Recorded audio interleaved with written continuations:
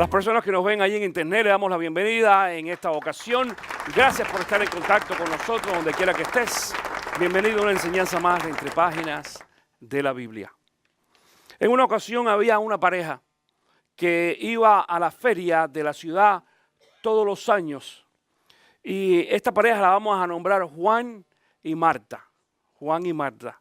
Pero Juan y Marta iban a la feria allí cada año y Juan le decía a Marta: Marta, yo me quisiera subir en ese viaje que hacen de avión, porque había un avión allí que le daba un ride a la gente. Y cada año, pues él le decía a la esposa: Marta, yo me quiero subir en este ride del avión. Y Marta le decía: Juan, no se puede porque ese ride cuesta $10 y $10 son $10. Y el próximo año volvían otra vez a la feria de la ciudad y Juan le decía a Marta: Marta, yo me quiero subir en este avión. Y Marta le decía: no, Juan, porque cuesta $10 y $10 son $10.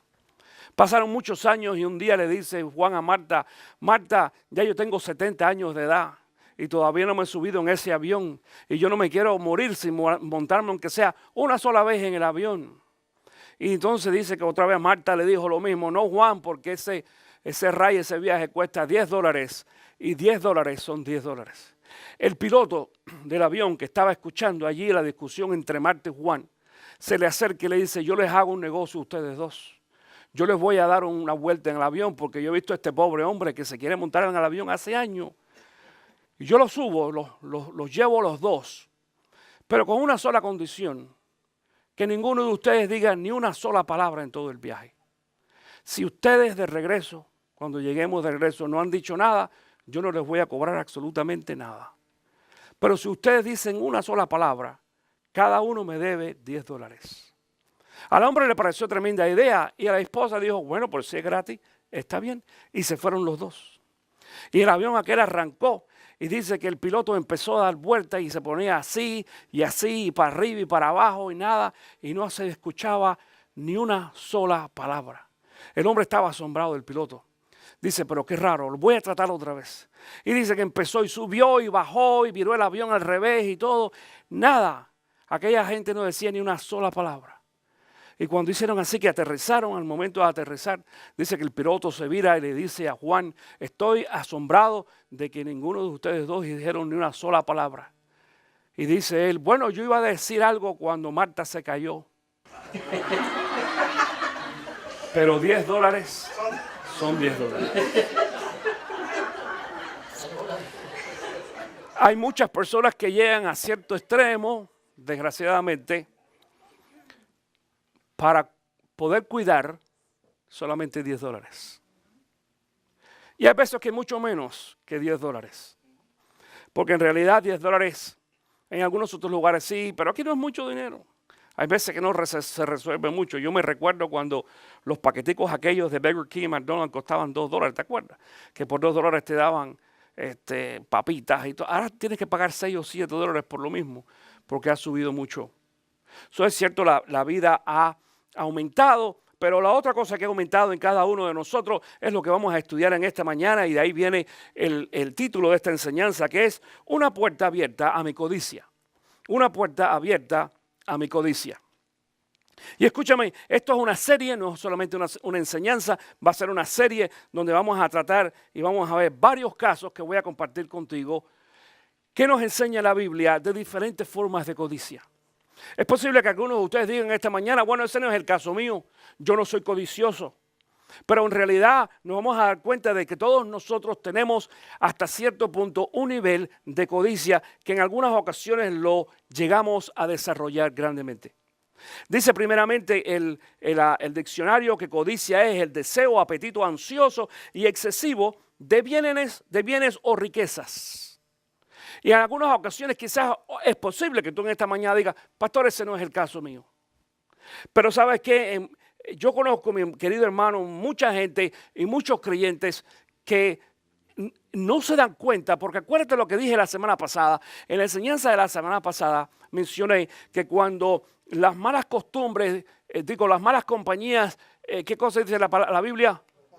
Corrompen las buenas costumbres. Cuando nos corrompemos, los últimos que nos enteramos que estamos corruptos somos nosotros o que estamos ya corrompidos. Somos nosotros. La gente se da cuenta primero. Nosotros no nos damos cuenta, desgraciadamente. Pasa exactamente con la avaricia. No nos damos cuenta que tenemos algunos signos de avaricia. Es la gente la que se da cuenta, es la gente la que enseguida pues se nota la diferencia. Y cuando nosotros nos podemos, descubrimos de que estamos enfermos de avaricia, en algunas ocasiones llega a ser muy tarde. Ahora quiero compartir un texto bíblico contigo primeramente en esta mañana como texto clave o texto básico para esta enseñanza, para que tú lo tengas en mente. Y está en Primera de Juan, capítulo 2, versículo 16, dice así.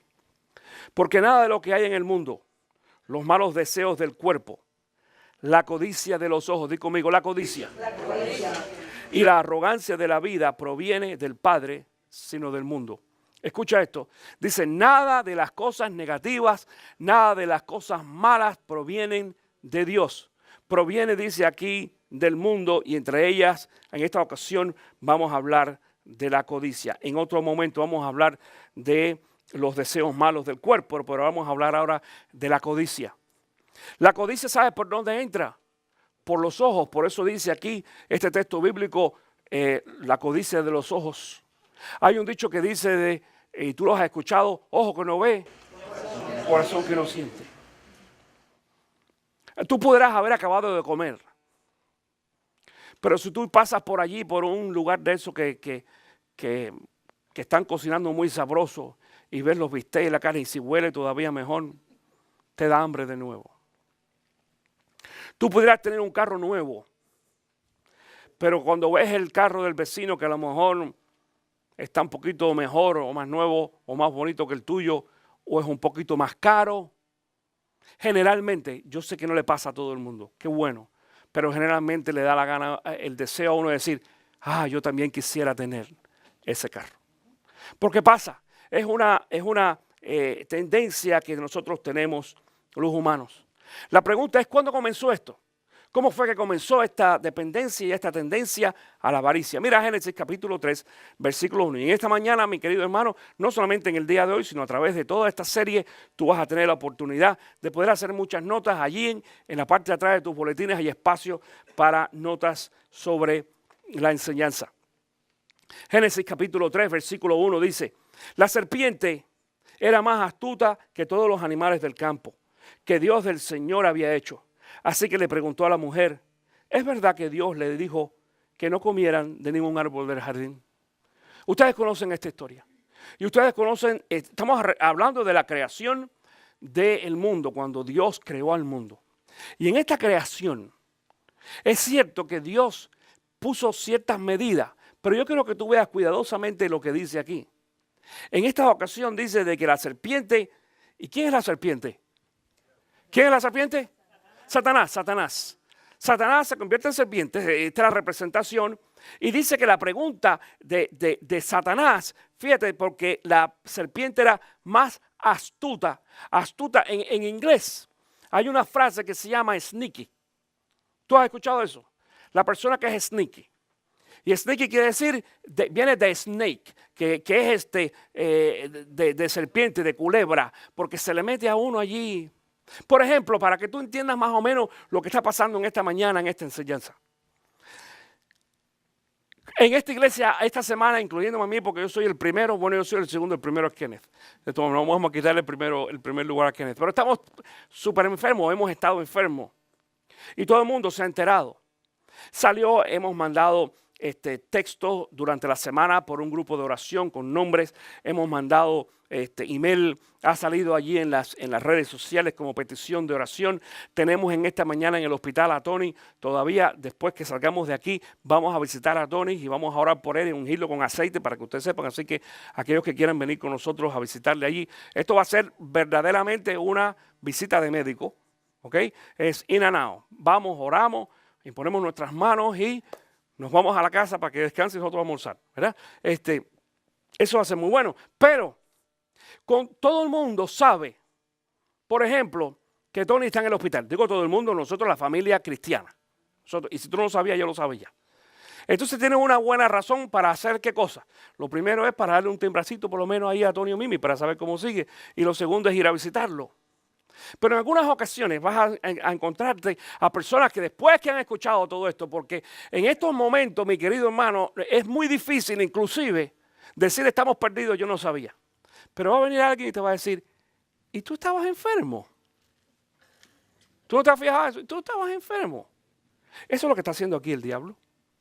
El diablo viene y le dice en esta ocasión al hombre y a la mujer, ¿es verdad que Dios les dijo de que no comieran de ningún árbol? Dice, del jardín.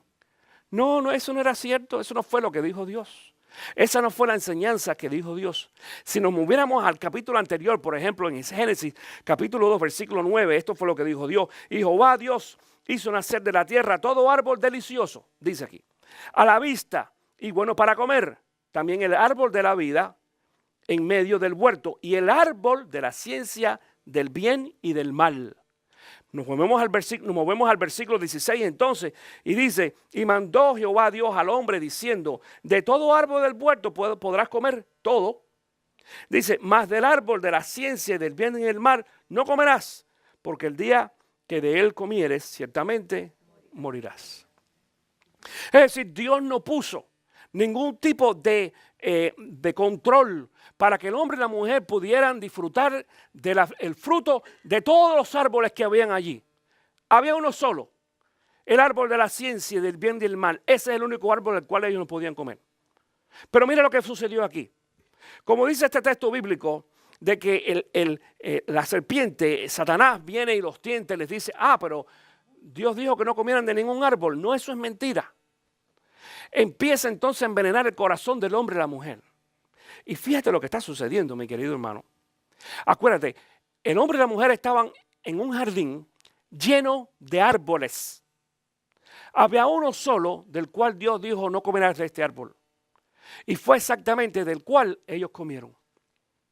Es decir, podían comer de todos. Escucha, tenían todo a su alrededor. Pero había uno solo del cual ellos querían comer, donde ellos mismos sabían que Dios le había dado la orden de que ese árbol no se podía comer. Te das cuenta que allí es donde comienza, desgraciadamente, para cada uno de nosotros en la vida, la codicia. Ahí es que se rompe la codicia. El hombre y la mujer empiezan a ser codiciosos. Codicia quiere decir, mi querido hermano, querer tener lo que no es nuestro, lo que no es tuyo.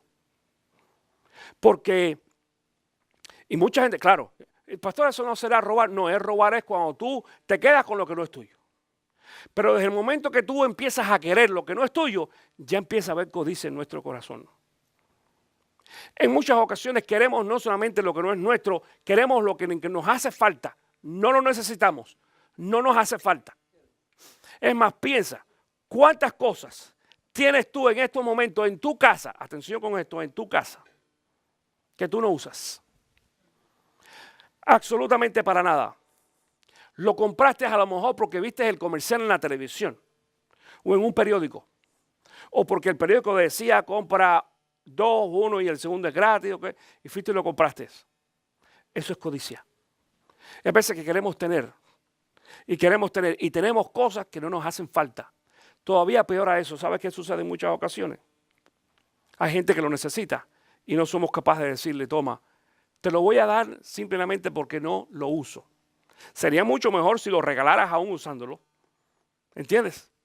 Pero aún ni así, ni eso hacemos, dado a la codicia en nuestro corazón. Ahora, esa codicia que entra en el corazón de Adán y Eva originalmente, se pasa entonces a sus hijos. Miren lo que pasa en Génesis capítulo 4. Me voy a tratar de mover lo más rapidito en esta mañana porque tenemos muchos textos bíblicos como siempre para poder ver durante esta enseñanza. Génesis capítulo 4. Dice allí, comenzando en el versículo 1, el hombre se unió a su mujer Eva y ella concibió y dio a luz a Caín y dijo, con la ayuda del Señor he tenido un hijo varón. Después dio a luz a Abel, hermano de Caín. Abel se dedicó a pastorear ovejas, mientras que Caín se dedicó a trabajar la tierra. Tiempo después, muy importante, tiempo después, dice Caín presentó al Señor una ofrenda del fruto de la tierra. yo quiero que tú subrayes allí esa palabra, ¿ok? La ofrenda. Dice, Abel también presentó al Señor lo mejor de su rebaño. Dice, lo mejor. Dice, es decir, los primogénitos con su grasa. Y el Señor miró con agrado a Abel y a su ofrenda, pero no miró así a Caín ni a su ofrenda. Por eso Caín se enfureció y andaba cabizbajo. Entonces el Señor le dijo, ¿por qué estás tan enojado? ¿Por qué andas cabizbajo? Y si hicieras lo bueno, podrías andar con la frente en alto. Pero si haces lo malo, el pecado te acecha como una fiera lista para atraparte. No obstante, tú puedes dominarlo. Escúchame esto. Dicho sea de paso, quiero decir que en esta semana, estas últimas 3 semanas quizás, este es el tema que hemos estado viendo aquí los jueves. Así que si tú no has venido los jueves, te has perdido aprender sobre este tema. Hemos estado hablando sobre esta rivalidad que existió allí entre Caín y Abel. Y mucha gente pues no sabe de que cuando ellos dos presentan allí esta ofrenda, atención, una es ofrenda, la otra se llama diezmo, es decir, el primogénito, es decir, dice aquí lo primogénito, lo mejor, es decir, Abel le presentó a Dios lo mejor que tenía y Caín solamente presentó una ofrenda, es algo. Hay una diferencia entre primogénito, entre lo mejor y algo. En la iglesia en muchas ocasiones hay personas que simplemente lo que hacen es meterse la mano en la bolsa y tú sientes aquel menudo allí o aquel cambio que molesta. Eso es lo que la gente echa generalmente en la iglesia. ¿Sabe cuál es el billete más común en la iglesia? El de a uno, el de a uno. Pregúntale a Tony y al equipo de finanzas a la hora de contar. Tú vas a ver quizás esos estaquitas así de billetes de a 5 y de a 10, de a 20 y el stock de billetes de a 1 siempre es mayor. ¿Por qué? Porque la gente da generalmente lo que le sobra. Es lo que mucha gente dice, la ofrenda. Esto fue lo que pasó entre estos 2 hombres, estos 2 hermanos. Uno de Dios dice lo mejor a Dios. No escatimó. Dice que le dio lo primogénito. Lo primogénito quiere decir lo primero de. Fíjate, algo bien interesante. Por ejemplo, después un poquito más adelante, por esta misma razón, atención, por esta misma razón, se empieza a establecer lo que se llama la ley para el pueblo de Dios. Y quiero decir una cosa, cuando nosotros hablamos en la iglesia sobre dar, o sobre el concepto del diezmo, por ejemplo, no es algo como mucha gente cree, que dice, bueno, eso es parte de la ley. ¿Fue la ley de Dios? No, no fue la ley de Dios. Fue algo establecido antes, porque vimos allí en esa ocasión, estamos al principio casi de la creación, no había ley ninguna, la situación no se había puesto tan grave como después. Ya había problema porque el pecado estaba. De hecho, por causa de este relato que acabamos de leer ahí en Génesis capítulo 4, es que empieza la primera muerte. Acuérdate de que Caín, dice la Biblia, se levanta en contra de su hermano Abel. Pero entonces, a partir de ese momento, Dios empieza a establecer ley para el pueblo. Una ley que nosotros también, para los cristianos, es buena. No quiere decir que sigamos ahora la ley judía, pero es bíblica. Mira esto, por ejemplo, Éxodo, capítulo 13, en el versículo 2 dice, conságrame el primogénito de todo vientre. Míos son los primogénitos israelitas y todos los primeros machos de sus animales. Subraya allí la palabra conságrame, ahí en tu texto bíblico, porque es muy importante y te voy a explicar por qué. Fíjate lo que dice, conságrame el primogénito de todo vientre. Es decir, cuando dice el primogénito de todo vientre, se refiere al primer animal que nace de cualquier animal hembra. El primer ovejo o la primera oveja, el primer chivo, la primera vaca o el primer toro, aún el primer perrito también, dice, conságrame. Está incluido todo, la consagración de lo primero hacia Dios. Mucha gente dice, no, el primero es para mí. Ese me lo como yo. Dice el Señor, el Señor dice, ¿el primero es de quién? Mío. Dice, conságramelo. Éxodo, capítulo 23, versículo 19, dice, llevarás a la casa del Señor tu Dios lo mejor de tu primicia. Primicia, ¿qué quiere decir? Lo primero, otra vez. Dice, no cocerás ningún cabrito en la leche de su madre. Otra vez, circula allí la palabra llevarás, llevarás. Llevarás a la casa. Y digo, ¿por qué estas dos palabras que hemos circulado en esta mañana?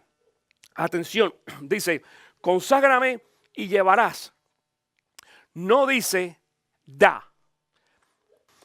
El texto bíblico no enseña aquí, dice, dar. ¿Sabe por qué? Porque tú no puedes dar lo que no es tuyo. Tú no puedes dar lo que no es tuyo. Lo que le pertenece al Señor, nosotros se lo entregamos al Señor, no se lo damos. Yo te voy a poner un ejemplo en esta mañana. Aquí hay 2 o 3 que en algunas ocasiones me han dicho, pastor, el día que tú te retiras o te mueras, me dejas el camión tuyo en la herencia. Imagínate tú que yo de pronto, alguien venga y me diga, pastor, tú me puedes prestar a mí el camión. No me lo pidas porque no te lo voy a prestar, pero de todas maneras. Pero así si fuera, yo te presto el camión y al final del día, tú vienes y me dices a mí al final del día, pastor, yo he estado orando y el Señor me ha dicho que yo te dé el camión. Y yo te voy a decir, ¿tú estás loco? ¿Qué te pasa? ¿Cómo que tú me des el camión? Si el camión no es tuyo. Tú me estás regresando el camión. ¿Entiendes la diferencia? Tú no me estás dando ningún camión. El camión es mío. Tú me lo estás regresando. Yo te permití usarlo.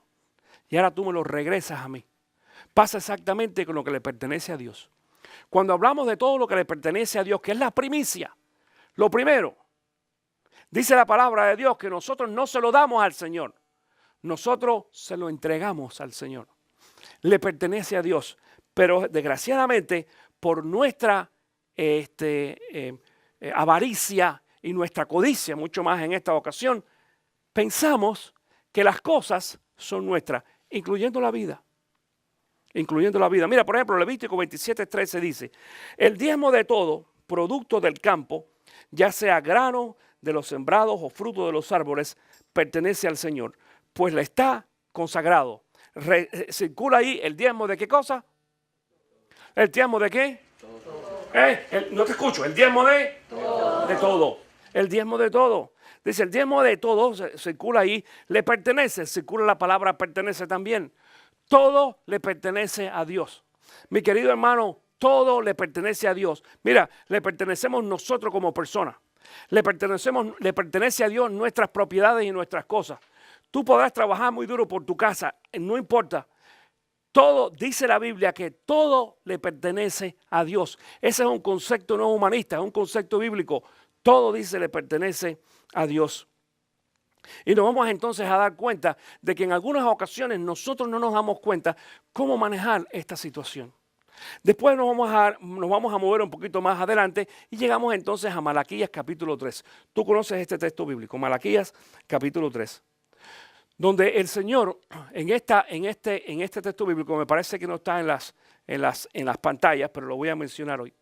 Malaquías capítulo 3, yo lo voy a leer para aquellos de ustedes de todas maneras que no está en la pantalla, pero yo lo voy a leer como quiera que sea.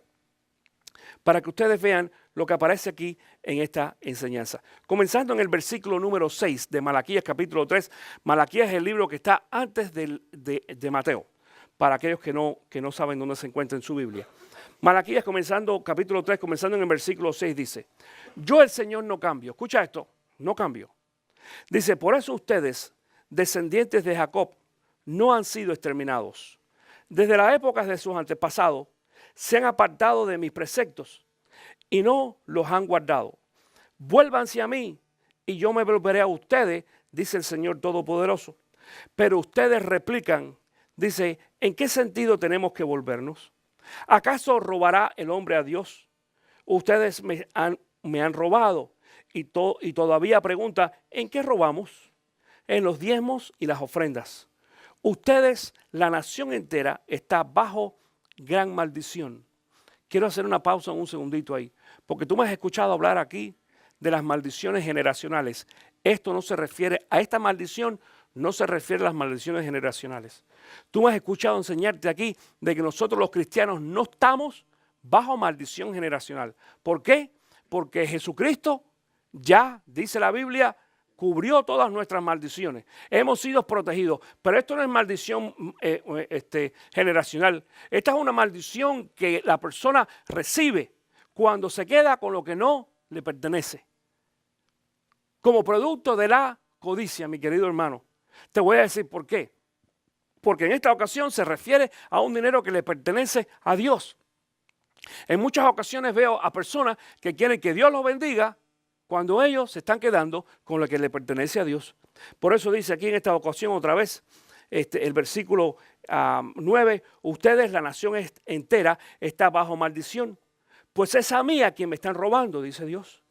Traigan íntegro el diezmo para los fondos del templo, así habrá alimento en mi casa. Pruébeme en esto el Señor, pruébeme en esto, dice el Señor Todopoderoso, y vean si no abro las compuertas de los cielos y derramo sobre ustedes bendiciones hasta que sobreabunde. Qué bueno fuera de que cada una de las iglesias, incluyendo esta, hubiera mucho alimento material. Y sabemos que estamos en una crisis. Sí, lo sabemos, hermano. Es cierto de que hay una crisis, pero déjame decirte una cosa. La crisis no ha matado a nadie. Es más, la mayoría de todos nosotros estamos bastante bien en medio de la crisis. La gente sigue comprando casas, la gente sigue comprando carros nuevos, la gente sigue comprando efectos eléctricos. Hay veces que nos asombramos allí. Yo mismo me quedo asombrado en muchas ocasiones de ver algunos casos de personas que te dicen y te hablan de lo mal que están en la economía y necesitan food stamp y necesitan ayuda del gobierno, pero andan con un celular nuevo. Más nuevo que el de uno, sí. Y pagan $300 y $400. Y encima de eso, para tú poder andar con un celular moderno, con todos los servicios, tienes que pagar internet que cuesta $30 mensuales. A lo mejor no lo usan tanto, pero lo tienen de todas maneras. Es decir, toda esta cuestión de la economía y de la crisis y todo lo demás es una excusa, mi querido hermano, aún en la iglesia, para esconder nuestra avaricia. Para esconder nuestra avaricia. Y dice aquí el resto de este texto bíblico en el libro de Malaquías, dice en el versículo número 11. Esto es después que nosotros seamos obedientes a Dios y traigamos delante de los pies de Dios lo que le pertenece a Dios, dice. Exterminaré a la langosta para que no arruine sus cultivos y las vides en los campos no pierdan su fruto, dice el Señor Todopoderoso. Entonces, mira esto, entonces todas las naciones los llamarán a ustedes dichosos, porque ustedes tendrán una nación encantadora, dice el Señor Todopoderoso. ¿Sabes a lo que se refiere esto a la iglesia? Cuando nosotros seamos obedientes y cuando nosotros logremos entonces despojarnos de esa codicia que originalmente puso el diablo en nuestro corazón y aún existe, dice Dios entonces va a limpiar y va a cuidar y se va a... Es decir, cuando habla aquí de exterminar la langosta en la tierra, quiere decir para nosotros prácticamente nuestra situación económica se va a arreglar. Y yo te voy a decir algo en esta mañana. Porque a lo mejor tú piensas, pastor, tú estás predicando esto porque quieres que se dé más diezmos. No, estás equivocado. Mi bendición no viene de ninguno de ustedes. Mi bendición viene de Dios. Y déjeme decir una cosa. Luis y yo hemos experimentado que haya o no haya dinero en esta iglesia, Dios siempre nos ha bendecido. Siempre. No algunas veces. Es más, déjame decirte una cosa. Las bendiciones más grandes que Luis y yo hemos recibido, económicas, no estoy hablando espiritual, económicas, es cuando menos dinero hay en esta iglesia. Cuando más desobedientes son la gente, cuando más codiciosas son y se quedan con el dinero del Señor, es cuando Luis y yo hemos sido más bendecidos. Te voy a decir por qué, una sola razón. Porque Luis y yo hemos aprendido hace muchos años ya a ser obedientes al Señor y a darle al Señor cada semana lo que le pertenece al Señor. Y no te voy a decir esto, mi hermano. No te voy a decir de que las cosas son todas de maravilla.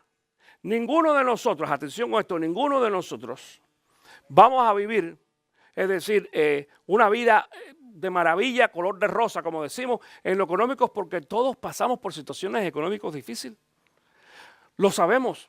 Es más, tú puedes tener un trabajo nuevo en este momento que te pague 25, 30, 40 dólares la hora, lo que tú quieras, la cantidad que tú quieras. Te pueden inclusive dar hasta una herencia. Y en alguna ocasión vas a tener alguna situación económica en tu vida. Eso no importa la cantidad de dinero que... El problema, mira, el problema no está aquí en los bolsillos. El problema, según la palabra de Dios, está en ¿dónde? Aquí en el corazón. Es en el bolsillo aquí de la camisa, más adentro. En el corazón es donde está el problema. Pero te voy a decir una cosa también, de los textos que hemos nosotros leído aquí hace un segundito. En Génesis capítulo 4, miren esto. En Génesis capítulo 4, cuando Dios se le acerca a Caín y lo reprende, acuérdate de esto, porque él pecó. La codicia lo llevó a hacer ¿qué cosa? A matar a su hermano, a matar a su hermano. Y entonces, claro, antes de matar a su hermano, como Dios ya sabía la inclinación del corazón de Caín, mira lo que le dice en el versículo número 7. Dice, si hicieras lo bueno, podrías andar con la frente en alto. Pero si haces lo malo, el pecado te acecha como una fiera lista para atraparte. Pero mira al final lo que dice, anótalo en tu Biblia, subráyalo. Dice, no obstante, tú puedes dominarlo. Es decir, tú y yo, mi querido hermano, tenemos el poder de parte de Dios para dominar el pecado que existe en nosotros. Tú y yo tenemos también la oportunidad y el poder de parte de Dios para dominar la avaricia. Para cuando esa avaricia entre en nuestra mente, nosotros decir en el nombre de Cristo Jesús, la echo fuera, esto no es algo que Dios ha puesto para mí. Y cuando digo avaricia otra vez, en muchas ocasiones la gente piensa, tiene que ser una persona que esté simple en la mente pensando solamente en dinero. En algunas ocasiones sí, pero en algunas otras ocasiones solamente es en cosas pequeñitas. Cuando estás molesto. Es más, te voy a decir algo. Cuando algo te gusta y te gusta tanto que empiezas a soñar con eso y empiezas a tener problemas. Los muchachos, y yo quiero que entiendas de que nosotros socialmente hablando vivimos bajo una presión social, mediática tremendísima que nos lleva a la avaricia. Porque eso es lo que sucede con los jóvenes y con los niños. ¿Qué hace la televisión?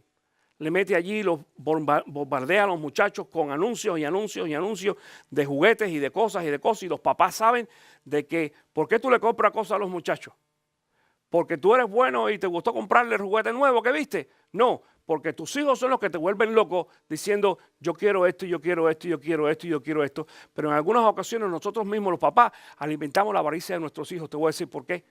Porque hay cosas que nosotros mismos sabemos que le compramos a nuestros hijos que ellos no necesitan. Después de que tú te gastaste todo el dinero que tenías a lo mejor en un juguete, en un appliance, en lo que sea, te das cuenta que después que le compras eso, lo que quería el muchacho, ¿sabes qué es lo que hace el muchacho? Juega un ratito con él y después lo arrumba allí en una esquina. Perdiste el dinero, perdiste el tiempo y el muchacho de todas maneras no sabe ni el valor de lo que tienen las cosas. Y para finalizar en esta mañana, quiero también decir lo siguiente. Hay muchas personas que piensan de que este asunto de la primicia o lo primero o el diezmo, lo primero que le pertenece a Dios es algo, número uno, de la ley. Dijimos no de la ley, ¿por qué? Porque apareció en la palabra de Dios mucho antes de que la ley fuera establecida. Y la segunda cosa que mucha gente piensa es que no es del Nuevo Testamento. ¿Tú has escuchado eso? Que la gente dice, en la Biblia no habla de diezmo. ¿Tú has escuchado eso? ¿Quién lo ha escuchado? Unos cuantos. ¿Tú sabías que la Biblia, es decir, no la Biblia, perdón, el Nuevo Testamento? ¿Tú sabías que el Nuevo Testamento sí habla de diezmo? Te lo voy a probar en este día. Es más, el que habla de diezmo en el Nuevo Testamento es Cristo Jesús. Mira, vete ahí a Mateo capítulo 23, 23.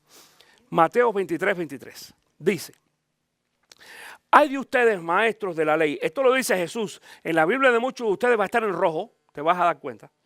Dice, hay de ustedes maestros de la ley y fariseos hipócritas. Dan la 10ª parte de sus especias, la menta, el anís y el comino, pero han descuidado los asuntos más importantes de la ley, tales como la justicia, la misericordia y la fidelidad. Debían haber practicado esto sin descuidar aquello. ¿Sabe lo que está diciendo Jesús en esta ocasión? Escúchame, porque muchas personas piensan, Jesús dice de que no demos el diezmo. No, número uno, aquí en este texto bíblico Jesús habla de diezmo. La práctica del diezmo estaba en el Nuevo Testamento. Pero dice aquí en esta ocasión Jesús al final del texto bíblico, debían haber practicado esto sin descuidar aquello. ¿Qué quiere decir haber practicado esto? Quiere decir la justicia, misericordia, fidelidad. ¿Y qué quiere decir sin descuidar aquello? ¿Qué cosa es? El diezmo. Jesús dice que es bueno que ustedes diezmen, pero no están haciendo lo que tienen que hacer como creyentes. Dice, hagan las dos cosas. Hagan lo que tienen que hacer como creyentes, dice, y no descuiden tampoco el diezmo. Jesucristo nunca jamás estuvo en contra del diezmo. Es más, Jesús, de acuerdo a este texto bíblico, enseñó que tú y yo también debemos traer la primicia o el diezmo delante de las manos de Dios. Mi querido hermano, cuando nosotros bendecimos a Dios, cuando lo glorificamos, escucha esto, porque no es una bendición económica, es decir, tu diezmo no bendice económicamente a Dios. Y decimos esto porque en realidad Dios no necesita el dinero nuestro. Somos nosotros los que lo necesitamos. Porque después de todo eso le pertenece a Dios.